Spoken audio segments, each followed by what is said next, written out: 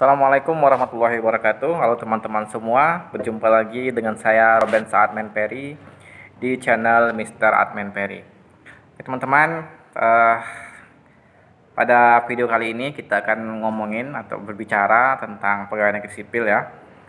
Pegawai negeri sipil merupakan profesi yang banyak digemari oleh masyarakat Indonesia, terutama bagi para milenial yang baru lulus kuliah ya, ataupun semua kalangan pegawai negeri sipil ya masih diminatin ya.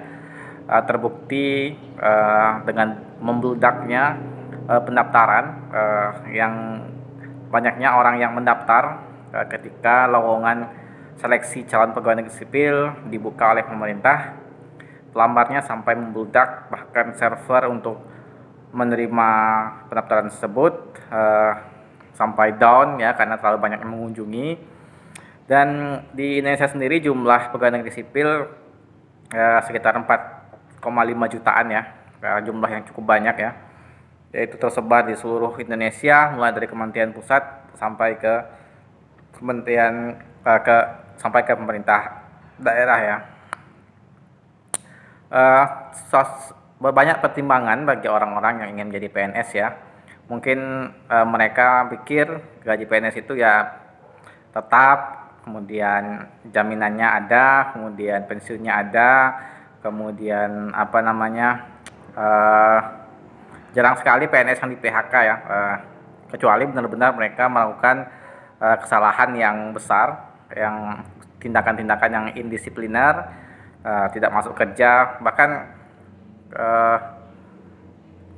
ada juga beberapa PNS yang nakal yang mungkin tidak masuk kerja tapi masih tidak diberikan teguran, entah kenapa saya juga tidak tahu, tapi itu masih ada terjadi ya, karena mungkin pengawasan dari pemerintah yang masih kurang ya, sehingga hal-hal indisipliner seperti itu masih bisa lolos ya. Bahkan ada juga yang di penjara, keluar di penjara masih aktif sebagai pegawai negeri sipil ya, masih banyak juga ya. Tapi yang kita bahas di sini adalah mengenai seleksi masuknya ya. Seleksi masuk,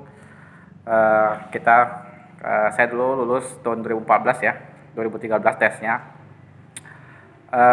Seleksi masuk waktu itu masih masih menggunakan lembar jawaban manual ya, LJK lah, lembar jawaban manual. Walaupun di sana LJK itu adalah lembar jawaban komputer, tapi kita nulisnya itu manual ya, di kertas, dilingkari pakai pensil 2B, itu dihitam-hitamin.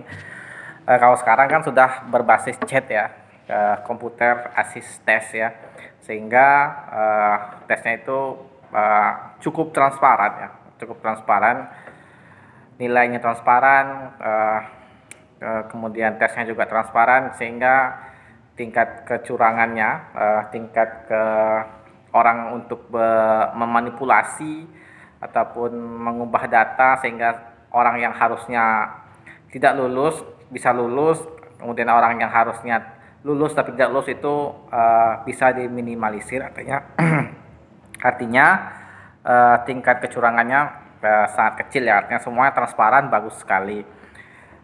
Dulu waktu zaman saya tes dulu ya, banyak sekali orang-orang yang beranggapan kalau masuk PNS itu sangat sulit karena ya banyak sekali yang bilang sogokan lah, uang pelicin lah, artinya uang biaya masuk lah. Banyak sekali isu-isu tersebut beredar di masyarakat ya. Saya sendiri juga tidak tahu apakah itu benar ataupun tidak, karena saya sendiri ya lulusnya ya tidak mengeluarkan uang sepeser pun ya, kecuali biaya-biaya untuk transportasi, beli minyak, kemudian beli kertas-kertas surat, biaya pengiriman bahan melalui kantor pos ya, itu saja. Paling berapa, 100.000 200.000 ya, itu pun biaya tidak langsung ya kita keluarkan di luar, tidak menyerahkan langsung kepada panitia ataupun lembaga yang mengurusi seleksi masuk ini. Tapi banyak sekali orang-orang yang mengatakan, saya ini dengar-dengar cerita saja ya, banyak sekali orang yang katanya dia dulu masuk ke PNS, sogokannya banyak sekali ya, sampai puluhan juta ataupun sampai ratusan juta ya. Itu jumlah yang saya kaget juga mendengarnya, itu jumlah yang fantastis itu ya, banyak sekali gitu. Kalau kita kira gaji PNS itu berapa lah ya, saya mungkin ya di bawah 5 juta ya, di bawah 5 juta. 5 juta itu ya mungkin orang yang sudah golongannya sangat tinggi, kemudian bekerjanya sudah puluhan tahun ya, di atas 20 tahun baru gaji 5 juta per bulan. Kalau seperti saya ini ya baru-baru masuk, baru 5 tahun, 6 tahunnya paling 3 juta lah paling tinggi ya. Termasuk tunjangan anak, tunjangan istri dan sebagainya ya. Itu lantas sogokannya begitu besar ya, 70 juta, 80 juta, 100 juta, sungguh bikin geleng-geleng kepala ya. Ya. Walaupun saya tidak tahu itu benar atau tidak, tapi isu itu banyak sekali tersebar di masyarakat. Saya ingin menanggapi hal tersebut. Kalau saja benar ya, kalau saja benar itu sekarang sudah tidak zamannya lagi ya, tak seperti itu ya. Eh, karena seperti yang saya bilang tadi ya, cara tesnya sangat sulit, kemudian nilainya kita setelah tes itu langsung otomatis terpampang di luar ya, sehingga semua orang bisa memantau hasil tes kita ya, sehingga kalau kita rendah kemudian mungkin ada disogok, sehingga nilai kita dari tinggi, yang tinggi sehingga mengalahkan pesaing kita yang sebenarnya tinggi dan kita rendah bisa lulus, kita kan bisa diproses orang, bisa dituntut orang ya, seperti itu ya.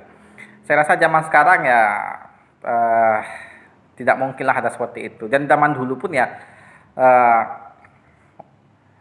walaupun ada yang bilang begitu, isu-isunya begitu, tapi saya sendiri mengalami itu tidak ada. Saya tes tidak menggunakan komputer ya, menggunakan lembar jawaban manual. Tidak ada saya mengeluarkan sedikit pun, itu yang saya alamin ya. Dan teman-teman saya pun juga begitu, tidak ada ya seperti itu. Tetapi ada juga yang mengakui ya hal tersebut ya. Mungkin ada, saya juga tidak tahu mekanismenya. Tapi apapun itu, bagi teman-teman yang mungkin masih ingin menjadi PNS, masih ya dengan pertimbangan berbagai hal dia ingin jadi PNS, walaupun ya saya tidak menyarankan juga kalau PNS itu adalah tujuan akhirnya. Yang terpenting adalah Anda itu bisa menghasilkan suatu karya atau menghasilkan suatu pendapatan dengan kemampuan yang Anda miliki. Tidak harus jadi PNS ya. Bisa apa saja, bisa usaha, bisa kerja di perusahaan lain dan sebagainya. Itu ya. Jadi kuncinya adalah intinya adalah percaya saja pada kemampuan diri kita, bahwa kita itu bisa, bahwa sistemnya itu bagus, positive thinking saja. Karena kalau kita percuma saja kalau kita menganggap itu susah atau harus dengan sogokan, ya percuma saja kita berpikir begitu. Karena kalau kita berpikir positif maka hasilnya juga positif. Oke teman-teman, itulah tadi sedikit cerita dari saya tentang lika-liku ataupun proses masuk pegawai negeri sipil atau seleksi calon pegawai negeri sipil.